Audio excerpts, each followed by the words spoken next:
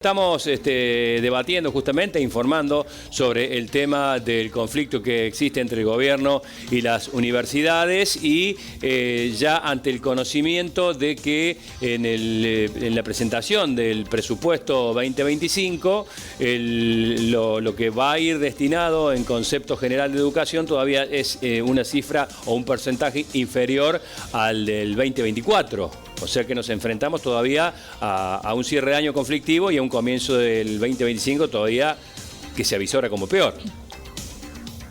Sí, la caída en el 2024 va a cerrar en el orden del 40% para el sistema educativo en su conjunto, alrededor del 32% para las universidades y para el 25 se espera... Dependiendo de cómo sea el nivel de inflación, puede llegar a sostenerse o incluso generarse algún incremento muy marginal del orden de por debajo de 1%, es lo que planifica el propio mensaje de la ley de presupuesto en función de sus estimaciones, pero en términos de producto seguiría cayendo.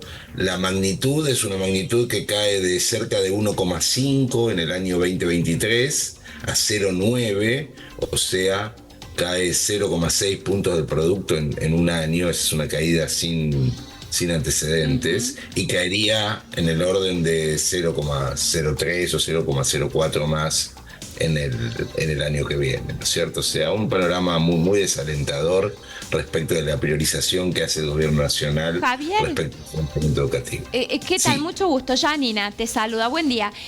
Acá pareciera que se plantearon como dos discusiones, ¿no? El gobierno parece que está hablando en un idioma y el reclamo que viene del sector universitario parece ser el otro. El gobierno habla, recién acabamos de escuchar una síntesis de lo que dijo ayer el ministro Caputo frente a la empresariado en Buenos Aires, habla de auditar o no auditar. ¿Hay corrupción o no corrupción? ¿Se dejan auditar? No se dejan auditar porque son choros, porque dijo el ministro, es una caja de negocios, la política está corrompida desde ahí también. Cuando el sector universitario, y recién lo repasamos muy bien, está hablando de números, de presupuesto. Es como difícil imaginar cómo se reencausa el diálogo cuando el interlocutor, digamos, y quien está haciendo el reclamo pareciera que están hablando de dos cosas distintas, ¿no? O que el gobierno no oye.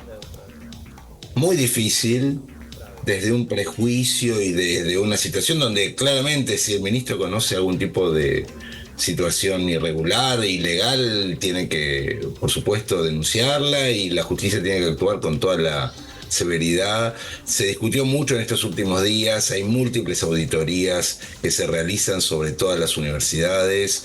La Auditoría General de la Nación, que depende del Congreso como órgano externo de control, tiene dentro de su plan de auditorías múltiples auditorías que alcanzan a las universidades. Hay que tener en cuenta que la AGN audita a todas las áreas del gobierno nacional en un plan de control que de alguna manera probablemente haya que mejorar.